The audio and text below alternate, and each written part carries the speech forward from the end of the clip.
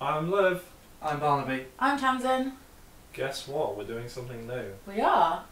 We're doing what I consider to be one of the finest games I've ever played. And that's saying something.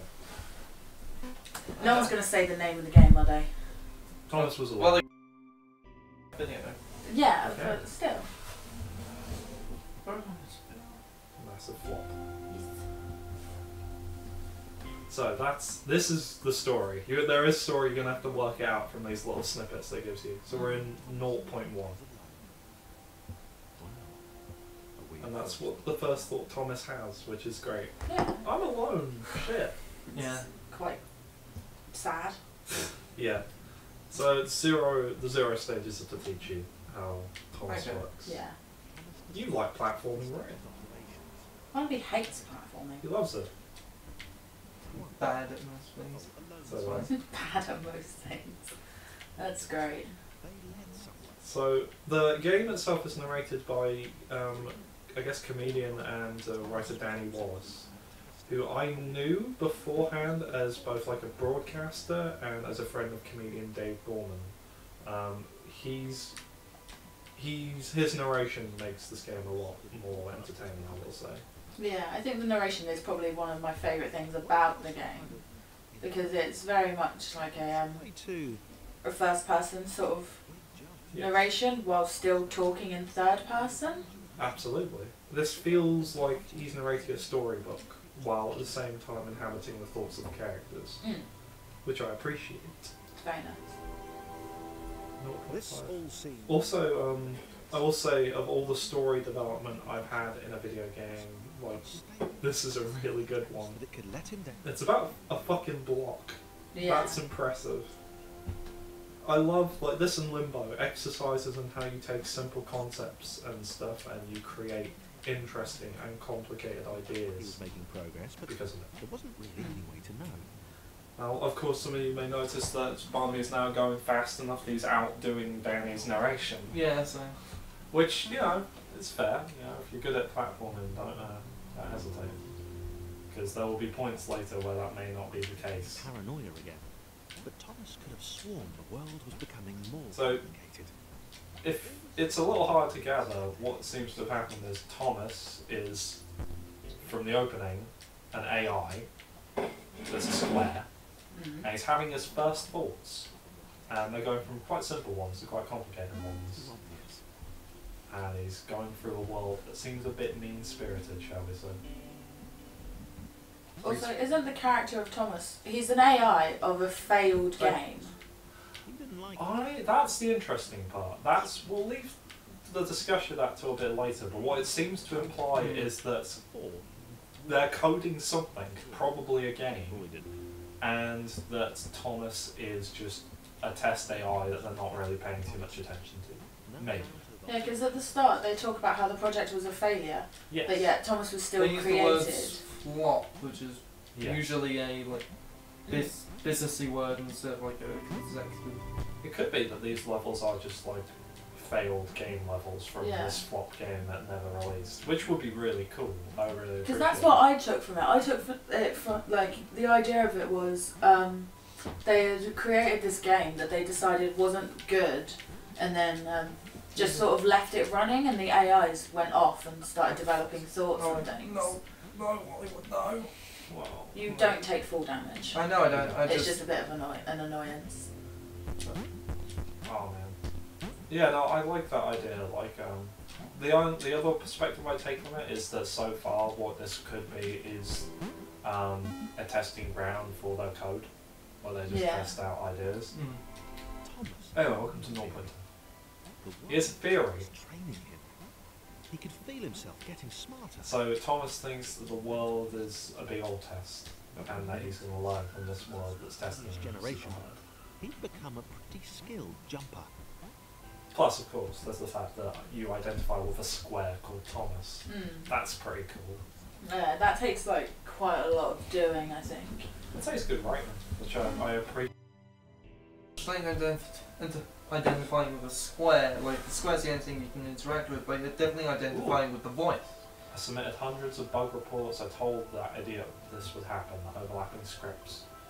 So what's happened is another AI got made by accident Chris took an immediate called Christopher. dislike to the skinny red rectangle. Who the He fucking hates Thomas, which is great. But you're gonna need Thomas so that Christopher can get to the other side. Because I think that they're the same property-wise, just Christopher's shorter and stubbier. No, Chris can't jump as high. Ooh, ooh, ooh. That's like the thing. Thomas jumps really high. Chris can't jump quite as high, and Chris can, like, because he's smaller, he fits through smaller gaps. But again, that's what I love. Okay. The fact we're not going the yellow square. I love the fact we're going Chris. Well, that's Chris- his name. Yes, it is his name, and that's great. Go, Chris. Because, like, you meet quite a lot of characters in this, don't you? Yes, and we will meet them as we go. Luckily, we completed the Naught stages quite quickly because the tutorial stages aren't a big deal. Things are going to get a little more complicated as we go. So I'd say like the 1.0 stages are about Chris and Thomas. I think. It's like the 1.0, the point 1, 2, 3 are about Thomas. The 1.0 was about Thomas and Chris, and then 2 point is about Thomas, Chris, and then the next character, and then every 10 levels or so you get a new character. That's pretty cool. I think that's how it works anyway, from what I remember of playing this game. Very good. This was more like it. But I haven't completed this game yet either, so I don't know. Only Chris could I love that as well. Also, like Chris has his uses, he can get through to smaller spaces. What new opportunity might this switch open? Like, I think that's what the best part about the game is. All the characters are essentially the same. They're all like a type of square or a rectangle, Yeah. but they all have slightly different properties as well. Yes. Great, great. Another chance for Thomas to jump slightly higher than Chris. How fortunate. Seriously. It's made the whole switch pressing thing entirely I do love that. Just fucking Thomas with his jumping shit. Chris is not happy about that. Oh, yes. Well, I was intensely charmed when I first played this, just because the music's quite nice and peaceful. This gameplay is simply much like Limbo. Here is a puzzle. Here's a level. Here is a puzzle for this level. Work it out. on the surface. Once you do that, well, You're a smart kid. You work it out. yeah, you can do it. Happy to be on his merry What's little interesting here is I think you have to do the reverse, Chris where couldn't shake Chris is on the bottom and Thomas is significant on turn top. for the so worse Thomas since can jump higher together. Thomas had joined him. Sure, he'd been able to piggyback his way to ever so slightly higher platforms, but where had that got him? Well, To ever so slightly higher platforms, which was sort of his point. so yeah, man. Like this is a good amount of story, and I feel the gameplay is solid. It's solid. Like if this had a good story and it tried to do the gameplay stuff and it was awful, that would be the worst. Yeah, and it's a very like simple looking game as well. Like there's not a lot to it, which is the same as Limbo, which is why it's quite nice, I think. I appreciate that. I appreciate a game which is accessible, interesting, and just really charming. Mm. Charming is the word. I would definitely say sums this game up. Chris stared at Thomas with pure hatred. Now, Chris stared at Thomas with pure hatred. Fucking hates him so hard. Quadrilaterals on a quaint Well, greatness. It's sort of like when you hate somebody who suddenly, like, you thought you were doing fine, and then suddenly you meet this person who suddenly does everything you can do but better. Yes. That's exactly what's happening now. Chris was on his own, probably for the first 10 levels, and then suddenly he gets spawned in with Thomas, who can do everything he can do, but just better. So it's a really natural reaction to have of, I hate this person now. Yes, absolutely. When you meet someone, well, it's not that they're necessarily a bad person, it's that when you meet someone who has the same ability and talents that you do, perhaps, but is far better at them, it's perhaps I'd say the worst, because you feel that you are unable to accomplish things that you love in the same way that someone else can. It's a very human emotion, which is what I think makes this game quite good as well. Yeah. These are very human squares. And rectangles. And other shapes. Exactly. Which again is what I like about this game, I think, because they've taken shapes and made them so human. Oh. Oh. Hello. Okay. It's John!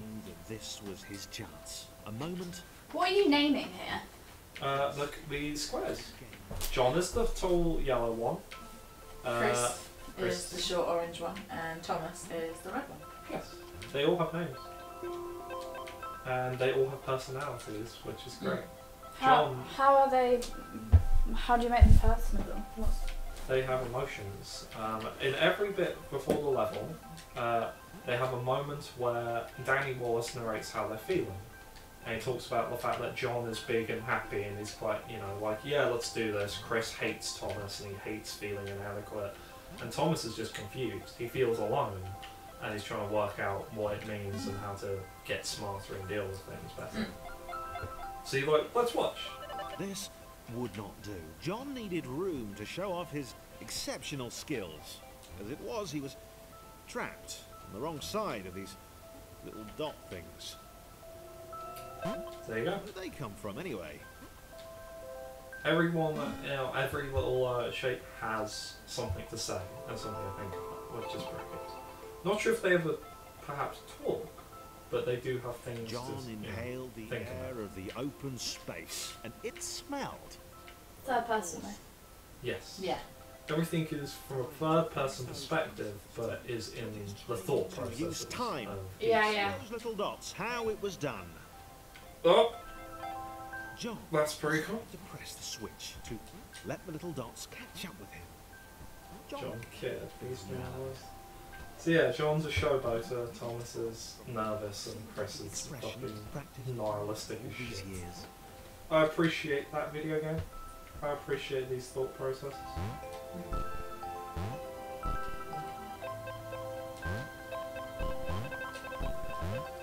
Now,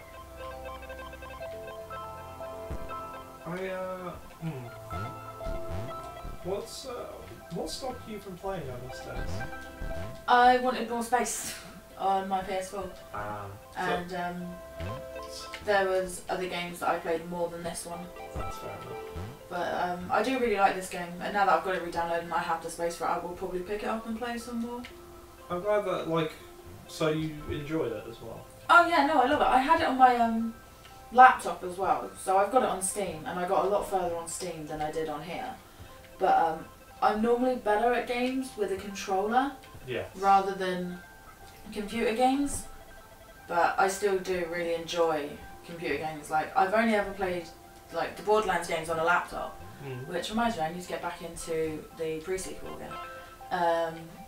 But games like this, like puzzle games and things, I'm a lot better at with a controller, and Fair enough. so it just makes my life a bit easier to have it on here rather than use it on my Steam.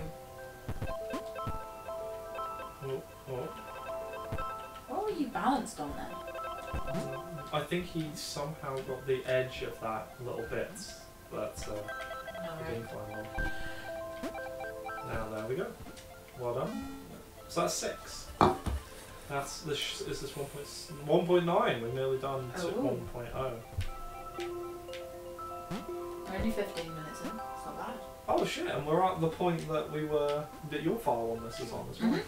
But I don't mind because I've played past this part anyway. It was important to his image He's happy to keep to helping. help the little guys.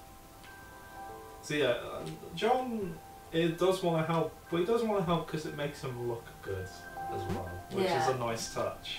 I think that's the thing. Like, John's quite conceited, Yes. so he thinks like, oh yeah, I'm going to help these guys, but I'm going to help them because it'll make them like me and I look good doing it, rather than I want to help them because they need help. And that's why I like it. I love the fact that it's not that these are just squares getting feelings and ideas. They're squares with fucking flaws, and that's a pretty big flaw. Not so much either. The red one, Thomas, had a charming red way one, of applauding every Thomas, time John He had a jumped. charming way of applauding everything he did.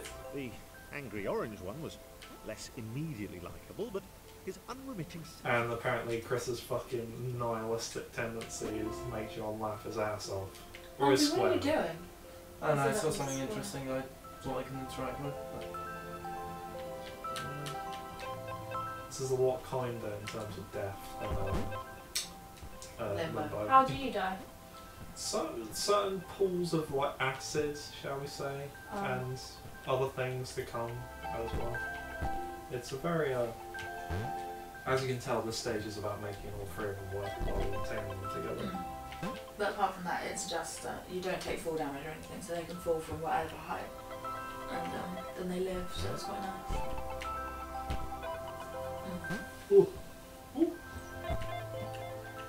I appreciate this game. I've said that right, but yeah, no, like I appreciate what it's trying to do. Yeah, it's a really nice game, and like you said, the reviews on it on Steam are like overwhelmingly positive. So a lot of people really like this game.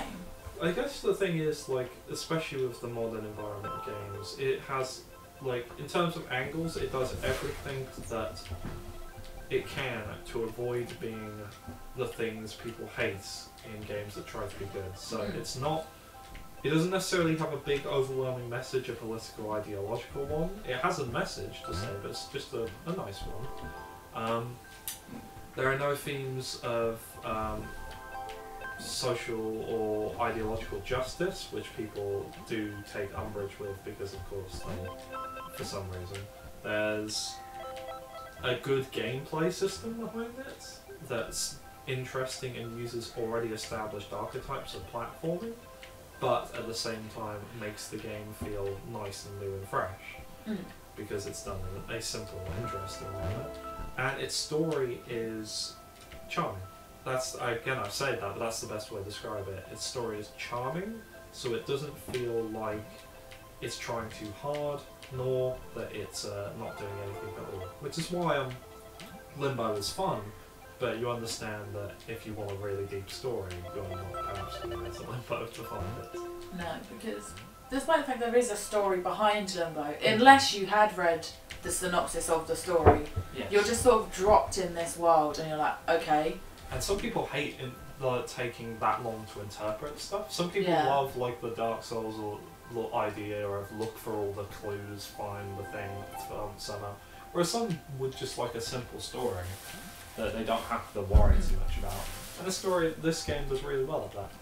The other thing though, with Dark Souls and the Souls games in general is you don't have to go looking for the story for it to be given to you as well. Like they do give you points where it just tells you part of the story. Yes. So in that sense, they're still like story-driven games, and it's quite nice in that sense because if you want to learn more about it, you can.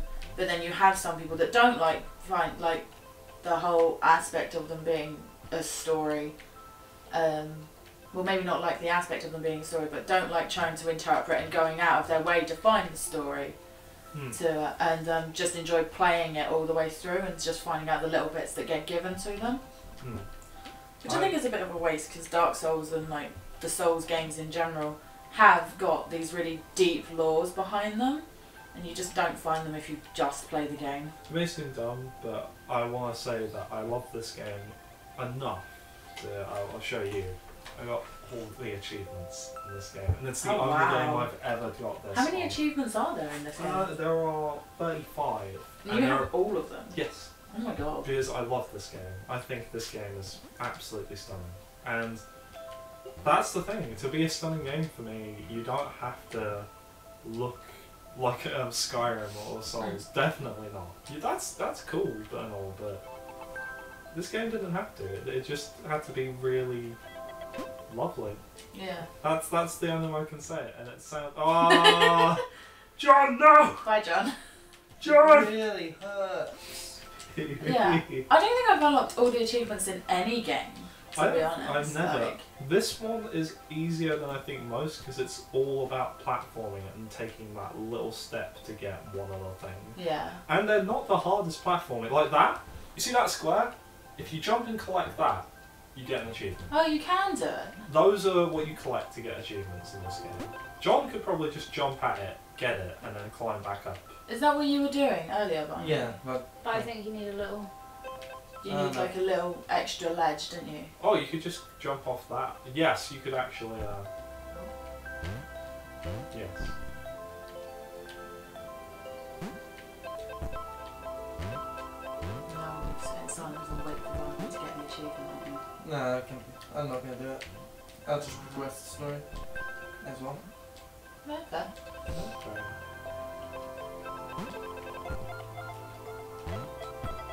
The soundtrack to this game is also really nice as well. It's quite simple. Ambient digital sound that's just quite lovely. I wish that I can understand why I haven't found a soundtrack because it seems to be like most of the time the same track looped, Yeah, I but think that's it is. okay because it's a nice track. And it fits the game really well. Yes. Like some games need multiple songs and soundtracks because like Yes. to fit the various different And stages. some games work really well with no sound, like no soundtrack. Like I was playing a game called Teleglitch Die More, which is like top-down, Doom-esque sort of blow everything up because something bad happened on the alien planet. And that game has some sounds, but it's sparring because you're in an abandoned facility that's horrible. And the fact that it has no sound really works. It Yeah. made it a lot more interesting than I thought a pixelated like game about shooting robots and zombies would ever be. But then again, like I think genre affects that because I think horror games do a lot better without. Yeah, I think horror games are good without sound or very limited sound. Yes, limited Because, sound is very important. If you had a horror game that had this soundtrack, unless it was like this gorgeous sort of orchestral soundtrack, it wouldn't like work as a horror game because you wouldn't be able to build that sort of tension that you need in a horror game to make them scary. You do. Because I I actually get through this. This is the one thing that's sort of got me for a loop. Yeah, it's well, quite. look at I this find bit. this level quite hard. It's just the same as the other ones. So just look at the previous jump you made and copy how you did that. I So- can't because the So you've legend's got to far put the shorter. orange on the red, move the red and the orange across, and then put the yellow down. The thing is, the ledge is far shorter. Move the. No, you've got to put the orange on the red and then jump with the red. You can't jump if one's on top of the other. Yeah. Okay, so move John. There's the John. Move John up out the way. And then, yeah. Yeah, but you see, you still have it. Yeah, but no, when and you then move John- move the red one, Mm. and then move John in there. Ah, okay. And then hop Chris on top of John, and then he'll make the jump. Ah, okay, yeah, that makes sense. Yeah. And then Thomas can make the jump on his own. It took a bit too long for me to figure out, I will admit. Yeah, Some puzzle games are like that. Also, we're at 23 minutes, so Oh, stop it. wait. We're at 110. I would say make 110 and then call it there, because that's a nice little round, you know? Okay, so we'll get to the 2.0s. Yes, I think that'd be a great place to stop. Now, while we're here, I want to say, Guide them to triumph. is there anything you dislike about this game? Is it hard? Because I find it hard. I think it's hard. Because I think it's just quite good, but then again, like I'm both biased and I genuinely have trouble thinking what could be terrible about this game. Maybe an example there, if someone else is playing with you and they see it way before Shots were for. you do. They were Yeah, then it can be quite frustrating. his reach. Yeah, I guess. But I would say this game is hard, but it's got like the nice progression. Like the learning curve in it is really nice, rather than like okay, we've given you the tutorial, you know how to hard now. Yeah, I'll let this. Like it progressively gets harder, which is quite nice. The initial route possessed simple variations in size and strength. More complex configurations were inevitable as the error spread. Those variations became increasingly extreme. Now, I guess before we go, this is how Claire will die. Poor Claire. Great. So are we ending it here now? Now that we know Claire's gonna I die. think we have time for the big reveal about Claire. Fine. Yes, as it turns out, unfortunately, or rather fortunately, that's a good point, Claire can swim. And that's where we'll leave it, I'll say. Good for you, Claire. You're Claire pretty can cool. swim. Okay. I was Barnaby. I was Tamsin. Oh! And Kate.